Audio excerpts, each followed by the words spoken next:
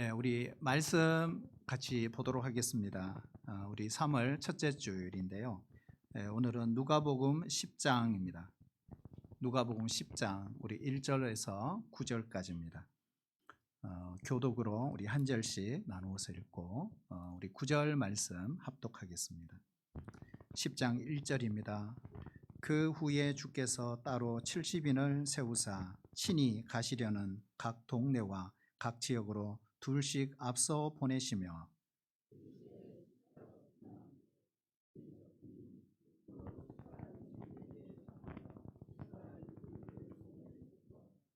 갈지어다 내가 너희를 보냄이 어린 양을 이리 가운데로 보냄과 같도다.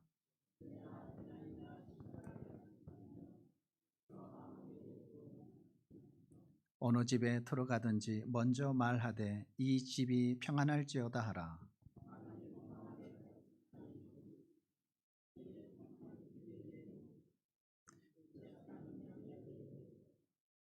그 집에 유하며 주는 것을 먹고 마시라. 일꾼이 그 싹스를 받는 것이 마땅하니라. 이 집에서 저 집으로 옮기지 말라.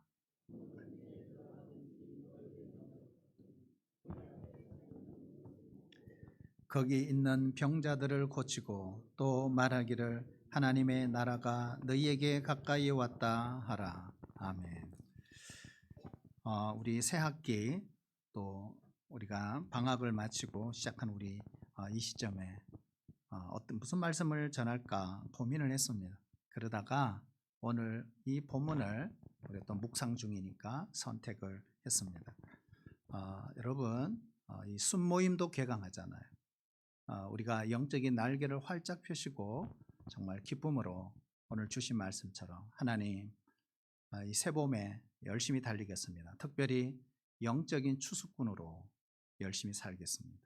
이런 결단이 우리에게 있기를 축복합니다. 사실 이 본문을 읽으면 전도하라 그런 말인가? 그래서 참 우리 눈이 좁아요. 그러니까 우리가 보는 관점, 우리가 생각하는 그 관념과 틀로 성경을 보니 성경이 항상 갇혀 있는 거예요. 그 이상을 뛰어넘지를 못한다. 사실은 오늘 이 말씀을 우리가 깊이 보면 결코 그것보다 훨씬 더 깊은 의미가 있구나 하는 것입니다. 하나님이 우리를 캠퍼스로 보내든 직장으로 보내시든 가정으로 보내시든 사회로 보내시든 일터 그리고 사업장, 가게 어느 곳으로 보내시든 우리의 신자의 삶의 자세는 영적인 추수꾼의 자세입니다. 우리가 추수꾼 하니까 늘 안 좋은 인식이 있죠. 왜요? 신천지. 혹시 제가 신천지 설교할까 봐 걱정하시는 분들이 계시다면 마음 푹 놓으시면 좋겠습니다. 원래 추수꾼이라는 이 단어는 너무 좋은 말이에요. 사실은 누가 제일 먼저 쓰셨죠? 예수님이 쓰신 거예요. 예수님이 이 말을 쓰신 거예요. 그런데 이단이 가져가서 이걸 악용을 한 거예요. 그러다 보니 추수꾼 하면 어떻게 해요? 이상해? 이렇게 전혀 이상하지 않습니다. 여러분 우리 예수님이 이상하신 분이에요? 네, 그 당시에는 정말 이상하신 분이셨어요. 그럴 수 있죠. 자, 그런데 오늘 본문에 보시면 예수님께서 따로 70명을 세우셨다. 그런데 이 70명이 어떤 사람일까? 아무리 읽어봐도 이 사람에 대해서 알 수가 없어요. 이름도 몰라요. 출신도 몰라요. 직업도 몰라요. 분명한 사실은 12제자는 아니라는 사실입니다. 그럼 누굴까요? 평신도예요. 평신도. 자, 그러면 예수를 믿은 지 얼마 되지 않는 무명의 성도이구나 하는 것입니다. 예수님이 이들을 어디로 보내시죠? 1절을 보시면 친히 가시려는 각 동네와 각 지역으로 둘씩 앞서 보내시며 이렇게 했어요. 자, 아무데나 보내지 않으셨구나. 여기 보면 예수님이 친히 가시려고 하는 각 동네, 각 지역으로. 이게 무슨 말일까요? 예수님이 먼저 가시기 전에 예수님을 대신하여 70명을 먼저 보내셨다 이런 뜻입니다. 그러면 주님이 친히 가시려고 했다면 그곳에는 구원받아야 할 영혼이 있었다는 뜻입니다. 바로 그곳에 우리 예수님의 관심과 애정이 있었다는 것, 바로 그곳에서 행하실 일이 있었다 이런 뜻입니다. 여러분 우리도 마찬가지죠. 이 3월달 새봄에 이 한 달을 시작하면서 우리 주님이 보내신 곳이 있습니다. 어딜까요? 일터입니다. 나를 보내신 주님의 눈으로 여러분 우리 가정을 여러분 볼 수 있기를 축복합니다. 우리 직장 동료를 볼 수 있어야 됩니다. 내가 가르치는 그 학생들을 볼 수 있어야 되고 예수님의 눈으로 내 남편, 내 아내, 우리 자녀들, 내 부모를 볼 수 있어야 합니다. 주님의 눈으로 바라볼 때 우리의 감정, 그 관점이 달라질 수 있습니다. 그렇다면 예수님은 어떤 이유로 우리를 그곳으로 보냈을까요? 이거잖아요. 하나님을 보고 싶어하는 사람들에게 하나님을 보여주라는 거예요. 하나님을 보여달라고 하는 사람들에게 하나님을 보여주라는 거예요. 누구 대신? 예수님 대신. 내가 얼마나 너희들을 사랑하는지 보여주라는 거예요. 예수님의 마음이 무엇인지를 너를 통해 나타내라는 거예요. 예수님 대신 예수님의 눈물을 보여주라는 거예요. 우리가 잘 아는 살딩크라는 분이 있어요. 살딩크 누구죠?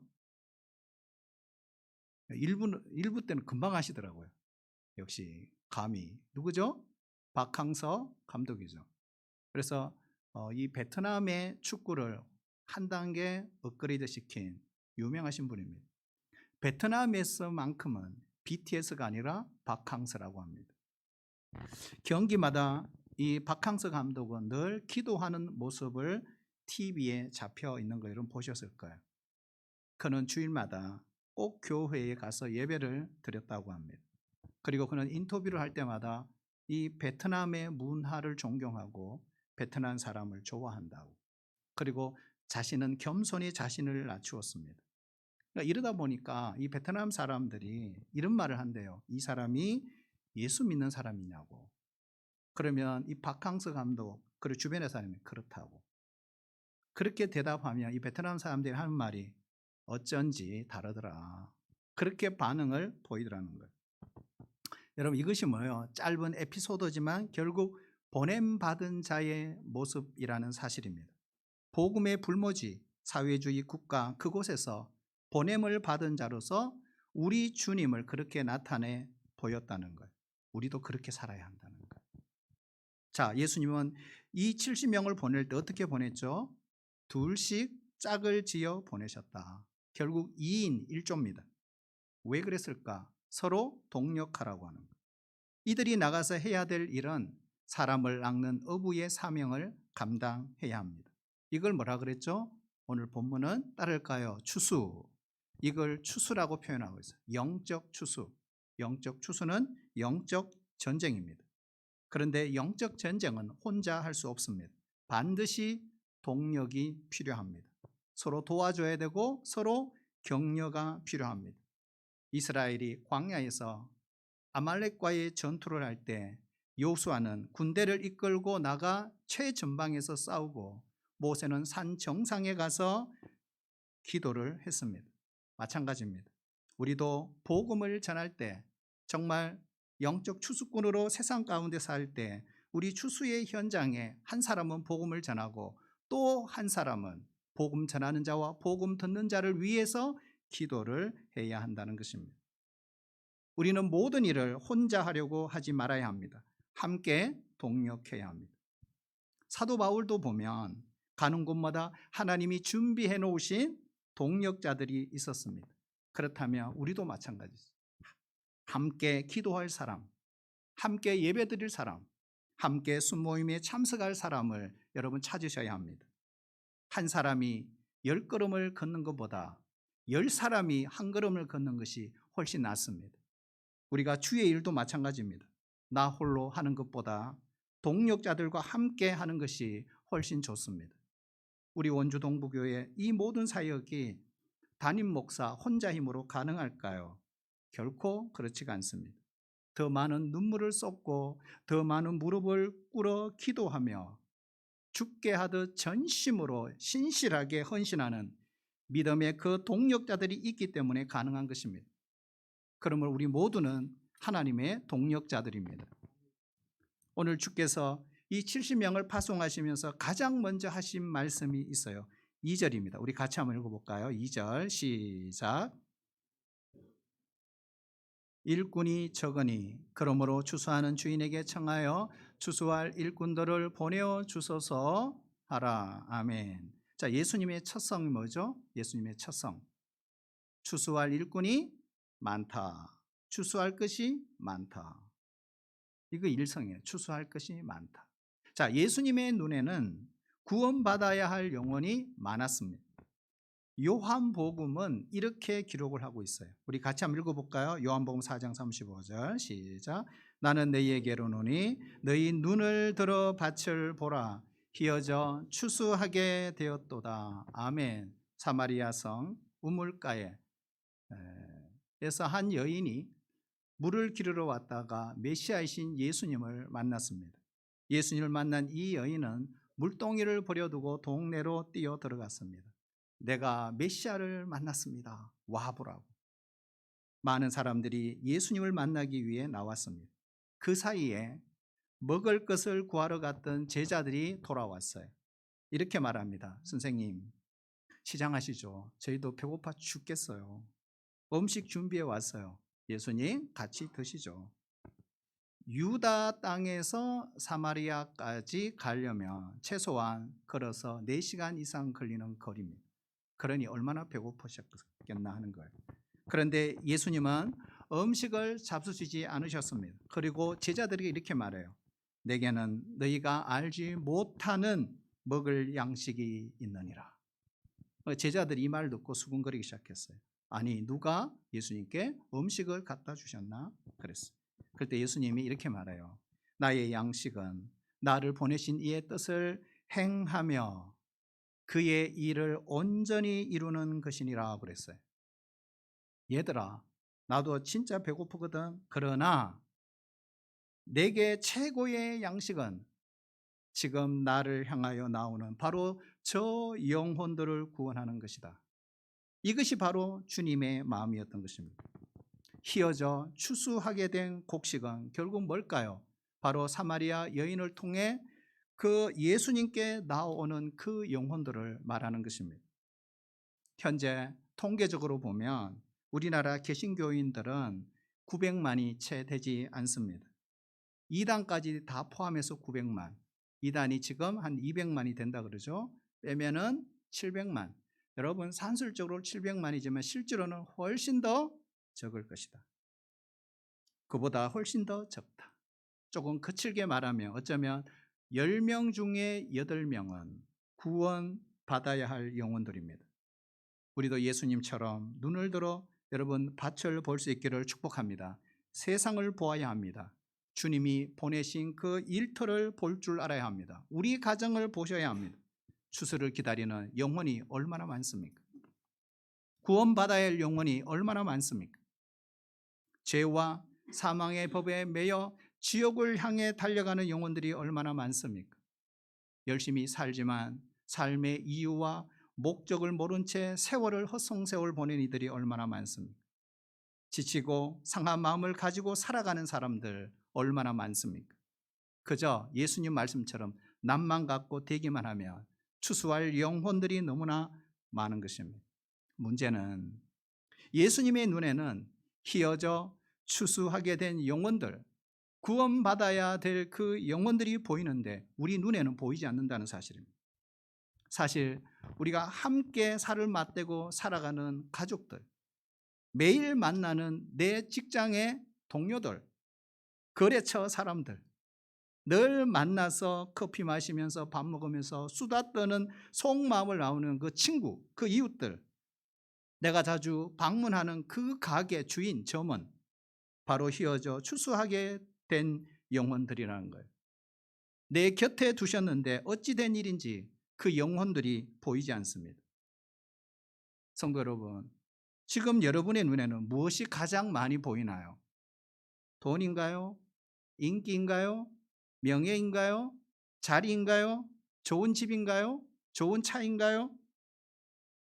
예수님의 눈에는 희어져 추수하게 된 영혼들이 보였다는 것. 그렇다면 제자된 우리도 우리 눈에 추수하게 될 영혼들이 보여야 하지 않겠습니까? 오늘 이 본문에 보면 예수님은 전도하라 이렇게 말하지 않았어요. 그러니까 우리 성경을 정확하게 못 보는 거예요. 전도나 영혼 구원이란 단어를 안 쓰셨어요. 뭐라고 쓰셨죠? 무슨 용어로 썼어요? 따라할까요? 추수. 추수라는 단어를 쓰셨어요. 여러분, 추수는 한 해 농사를 마무리 짓는 일입니다. 곡식이, 채소가, 과일이 물어있게 되면 농부의 상황은 고려하지 않습니다. 미룰 수 있는 일이 아닙니다.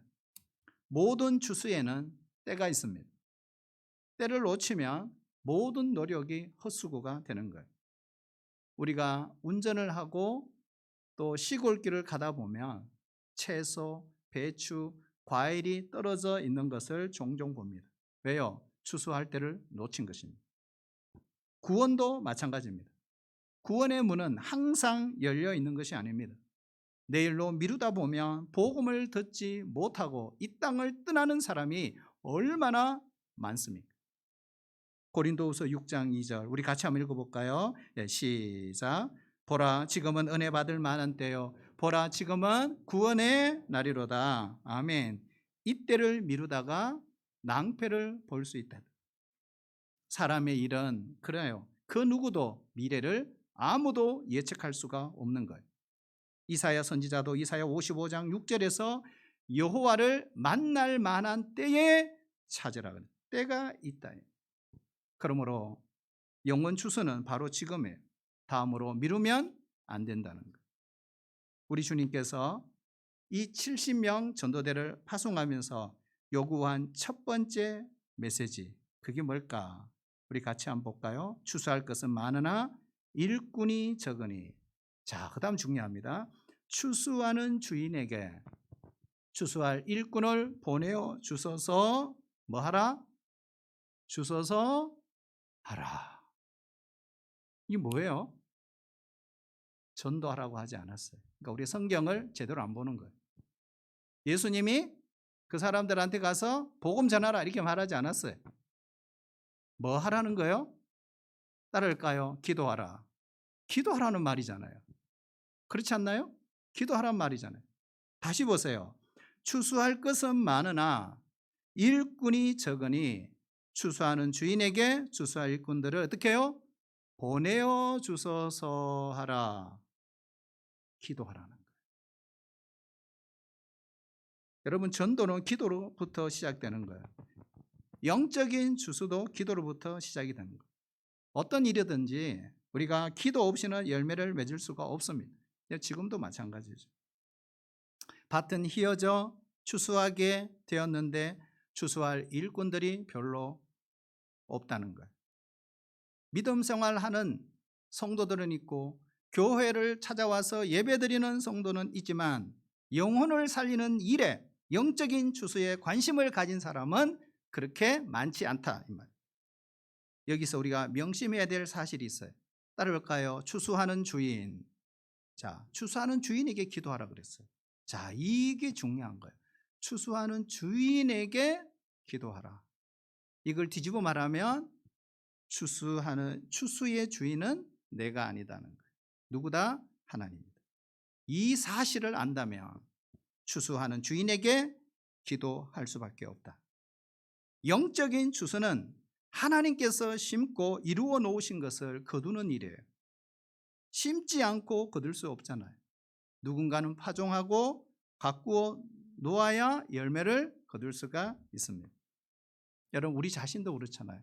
내가 구원받았나요? 내가 노력했나요? 아니죠. 하나님께서 농부처럼 우리의 구원을 위해 수고를 하신 것입니다. 성부 하나님은 구원의 계획을 세우시고 성자 하나님이신 예수님은 친히 그 구원을 이루시기 위해 인간의 몸을 입고 이 땅에 오셨습니다. 허물과 죄를 짊어지시고 십자가에 피 흘려 죽으셨어요. 사망 권세 이기시고 부활하셨습니다. 이후에 성령을 보내시고 내가 죄인임을 깨닫고 그 예수님이 나의 구주이시구나, 나의 주님이신 것을 믿게 해 주신 것입니다. 우리가요, 이러한 복음을 들으면 어째 처음에는 자존심 상해요. 내가 왜 죄인이야? 그리고 우리 자존심을 건드리는 이야기예요. 그런데 복음을 듣고 돌아서는 역사도 일어납니다. 그리고 하나님 앞으로 나옵니다. 이것은 전적인 하나님의 은혜의 역사의 결과입니다. 하나님은 듣는 사람의 마음의 변화를 주시고 그 마음을 열어주시고 우리 마음속에 있는 사상, 교육, 교리, 이념 모든 견고한 진을 무너지게 하는 것입니다. 그래서 영적 추수를 앞두고 우리에게 가장 해야 될 먼저 일은 바로 기도라는 사실이에요. 자, 그러면 예수님이 이들을 언제 파송했을까? 시점이 중요합니다. 아무 때나 보내신 게 아니에요.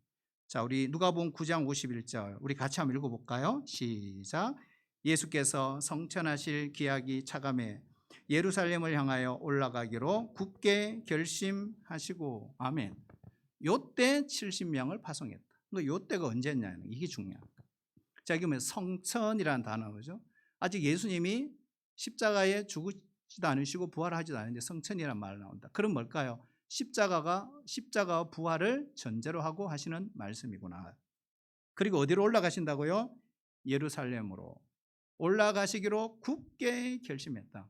왜 예루살렘으로 올라가시죠? 죽기 위해서, 십자가 지시기 위해서. 그렇다면 이 시점은 언제죠? 예수님 공생의 마지막 시점이구나. 이제는 사역을 멈추고 살아온 생애를 정리할 때가 되셨습니다. 예루살렘에는 이 점에 예수님을 죽이려고 하는 음모가 꾸며지고 있어요. 그런데도 예수님은 멈추지 않고 하나님 나라를 계속 선포하셨다는 것. 여러분, 이 상황이 보이셔야 합니다. 자신을 죽이려는 음모가 진행되고 곧 십자가의 고난과 죽음이 임박한 그 순간, 그때도 변함없이 자신의 사명에 충실하신 우리 예수님, 희어져 추수하게 된 영혼을 구원하는 일이었던 것입니다. 제가 목회하면서 느끼는 것이 있어요. 참 안타까운 거예요, 이게. 평소에는 교회 열심히 다녀요. 그러다 큰 병에 걸렸어요. 가정에 심각한 문제가 생겼어요. 그리고 일이 막 꼬여버리는 거예요. 또 어떤 사람들은 누군가로부터 비난과 조롱을 받게 되면 그동안에 내가 믿고 왔던 예수님에 대해서 흔들리기 시작을 하는 거예요. 그래서 예수님 원망하기도 하고 낙심에 빠지는 사람들도 있습니다. 또 어떤 사람들은 힘들어서 교회에 찾아왔어요. 그런데 문제가 하나, 두 개씩 풀리고 상황이 너무너무 좋아졌어요. 그런데 어느 순간 교회에서 보이지 않아요. 세상으로 갑니다. 또 어떤 사람은 마치 예수님처럼 예루살렘으로 올라가시기를 굳게 결심하고 비록 죽음이 기다리는 장소지만 자신의 방향과 자세를 흐트리지 않고 끝까지 십자가를 붙들고 피 묻은 그리스도의 복음을 전하는 이들도 있더라 이 말이에요. 성도 여러분, 여러분은 어떤 사람입니까? 여러분은 어떤 사람이 되기를 원하십니까? 오늘 이들을 향해 예수님이 이렇게 명령하셨어요. 오늘 요절 말씀은 3절입니다. 우리 같이 한번 3절 읽어볼까요? 힘차게 한번 읽어볼까요? 같이 읽겠습니다. 시작. 갈지어다 내가 너희를 보냄이 어린 양을 이리 가운데로 보냄과 같도다. 아멘. 여기 보면 갈지어다. 이건 아주 강력한 명령이죠. 머뭇거리지 말고 가라. 여러분, 결국 영혼 추수 전도는 권면이 아니에요. 뭐예요? 명령이다. 가려면 발이 움직여야 되죠. 발이 움직이지 않으면 갈 수 없어요. 그래서 사도 바울은 아름답도다 좋은 소식을 전하는 발들이여 발이여 이렇게 말했어요. 그런데 사람들은 복음을 마음으로만 품고 있어요. 그렇죠? 발이 움직이지 않아요. 그러나 영혼 추수를 하려면 가야 합니다. 영적인 추수는 해도 되고 안 해도 되는 그런 문제가 아닙니다. 반드시 해야만 하는 주님의 최고의 지상의 명령이죠. 그런데 보내면서 그들을 뭐라고 했죠? 어린 양이라고 했어요. 양이라고 했어요. 양. 그 수많은 짐승들 중에 왜 양이라 그랬을까? 왜 그럴까요? 바로 양의 속성 때문이에요. 여러분, 양은 방향 감각이 없습니다. 거리 감각이 없습니다. 양은 스스로 넘어지면 스스로 일어나지 못해요. 캐스트 다운이라고 그러죠. 스스로 못 일어나요. 그래서 짐승 중에 가장 연약한 동물이 양입니다. 예수님이 이걸 다 알아요. 그러면서 보냅니다. 영어 성경에 보면 이 어린 양을 우리 개역 개정에는 이리 가운데로 보냈다 이래 되어 있지만 NIV에 보면 복수로 쓰고 있어요. 따라할까요? 이리 때라고 그랬어요.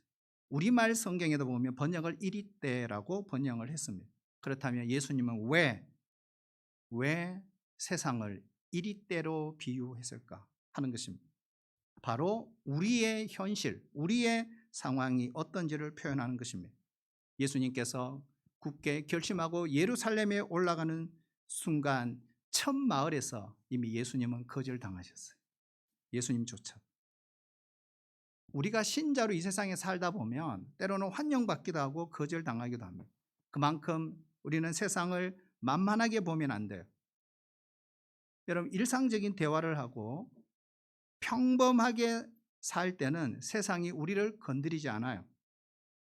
그런데 마음 먹고 내가 진리의 복음, 말씀을 한번 전해보자, 한번 결심해 보세요. 그러면 돌연 사람이 바뀝니다. 이리 때처럼 달려들어서 공격을 합니다. 주는 것 없이 미워하고 비판합니다. 이럴 때 기억해야 됩니다. 나 자신이 바로 이 가운데 있는 어린 양이구나. 근데 여기 보면 중요한 것이 따를까요? 가운데로. 자, 가운데로 보내셨다. 이게 뭘까요? 이리때가 우글거리는 한복판으로 보내셨다는 거예요. 왜요? 그곳에 복음을 들어야 할 영혼이 있고 그곳에 구원을 받아야 될 영혼이 있기 때문에 그렇습니다. 어떤 사람들은 세상과 멀리 떨어져서 나는 기도원에 들어가서 기도만 하면 살래. 나는 수도원에 가서 수도만 하면 살 거야. 이렇게 하시는 분들도 있어요. 또 어떤 분들은 산 좋고 물 좋은 곳에 별장을 짓고 님과 함께 저 푸른 초원 위에 평생을 살 거야. 여러분 기억해야 합니다. 특별한 상황을 제외한다면 이거는 결코 성경적이지 않습니다. 여러분 한번 생각해 봐야 돼요. 우리가 이리와 어린 양이 싸운다. 여러분 누가 이길까요? 누가 이길까요? 자, 어른하고 유치원생하고 싸움이 벌어졌어요. 누가 이길까요? 어떤 분은 유치원생 이렇게 이야기하더라고요. 아닙니다. 이거는 애시당초 이미 싸움이 되지 않잖아요. 하지만 기억해야 됩니다. 하늘과 땅의 권세를 가지신 주님이 어린 양인 우리를 이리가 우글거리고 있는 세상의 한복판으로 보내셨다는 사실입니다. 어떻게 이리와 싸워서 이길 수 있을까? 이기는 방법 뭘까요? 이리보다 더 영악하게, 이리보다 더 잔인하게, 이리보다 더 포악하게. 그러면 이리를 이길까요? 어린 양이 이 이리때 속에서 그들과 싸워 이기는 방법은 한 가지밖에 없습니다. 따라올까요? 선으로 악을 이기는 것입니다. 예수님을 한번 보세요. 겟세마네 동산에서 기도를 마쳤을 때 로마 군인들이 우리 주님을 체포했습니다. 그때 베드로가 칼집에서 칼을 뽑아가지고 대제사장의 종 말고의 길을 내리쳤습니다. 그때 주님이 하신 말씀 여러분 기억하세요? 네 칼을 도로 칼집에 꽂아라. 칼을 가지는 자는 다 칼로 망하느니라. 이것까지 참으라. 그러면서 그 귀를 만져 낫게 하셨더라. 우리 예수님은 12영 더 되는 천사를 동원해서 한 방에 그들을 멸하실 수 있지만 그렇게 하지 않으셨습니다. 붙잡힌 예수님, 정말 이사야의 예언처럼 도살장 위에 끌려가는 양처럼 이리저리 끌려 다니셨습니다. 여러분 털 깎는 양 보셨어요? 와, 얼마 전에 저번 깜짝 놀랐어요. 가만 털 깎이는 양, 예?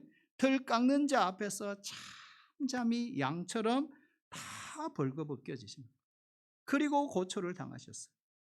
로마 군인들이 이리떼처럼 달려들어서 예수님을 조롱하고 십자가에 못 박았습니다. 하지만 그때 주님이 어떻게 하셨어요? 아버지, 저들을 사하여 주옵소서. 자기들이 하는 짓을 모릅니다. 기도했을 뿐이에요. 아무것도 안 하셨어요. 스데반 역시 마찬가지죠. 선으로 악을 이기셨습니다. 복음을 전하는 그 스데반을 유대인들이 이리떼처럼 달려들었어요. 돌을 들고 쳐 죽입니다. 하지만 피를 흘리며 죽어가는 그 스데반은 무릎을 꿇고 힘을 다해 기도하잖아요. 주여, 이 죄를 그들에게 돌리지 마옵소서. 스데반은 자신을 향해서 돌을 던지는 그들을 향해 저주하지 않았습니다. 이리떼에게 던져진 어린 양처럼 죽어갔어요. 우리 주님의 섭리는 참 신비롭고 정말 놀라워요. 이 일에 앞장섰던 사울이라고 하는 청년이 있잖아요. 이후에 어떻게 돼요? 부활의 주님을 만납니다. 그리고 그는 평생 복음을 전하는 이방의 사도로 헌신합니다. 아무나 선으로 악을 이기는 것이 아니에요. 누가 악한 세상을 이길 수 있을까? 오늘 결론이 따라볼까요? 양으로 사는 사람. 양으로 사는 사람. 큰 소리 치는 사람이 이기는 게 아니에요. 양은 목자의 음성을 듣습니다. 양은 목자가 없으면 하루도 살 수 없다는 걸 양 스스로 압니다. 그래서 모든 순간마다 목자를 믿어요. 목자를 의지합니다. 그래서 이리를 두려워하지 않게 되는 거예요. 그래서 세상을 두려워하지 않습니다. 오늘도 두려워하지 말라, 놀라지 말라, 염려하지 말라. 내가 세상 끝날까지 너희와 함께 있으리라. 이 목자의 음성을 지금도 양은 들어요. 내 안에 계신 그 성령님께서 나를 도와주심을 믿습니다. 하늘과 땅의 권세를 가지신 그 주께서 세상 끝날까지 나와 함께 하실 것을 또한 믿습니다. 그래서 이런 고백을 하죠. 내가 너희를 보냄이 어린 양을 이리 가운데로 보낸가 같도다. 여러분, 주님이 우리를 어디로 보내시나요? 보내시는 곳으로 가셔야 합니다. 이 새 학기 여러분 캠퍼스로 가십시오. 우리 직장인들은 일터로 가십시오. 가정으로 가십시오. 그리고 주님이 보내시는 그곳으로 가십시오. 어떻게 산다? 양처럼 사는 거예요. 비록 어린 양처럼 연약할지라도 이리떼가 우글거리는 세상 속으로 여러분 가십시오. 주님이 함께 하십니다. 주님이 도와주십니다. 주님이 지켜주십니다. 우리가 가야 할 길은 결코 꽃길이 아닙니다. 좁은 길이고 십자가의 길이고 순교자의 길입니다. 그렇게 살아갈 때 우리는 반드시 세상에서 승리자가 될 줄로 믿습니다.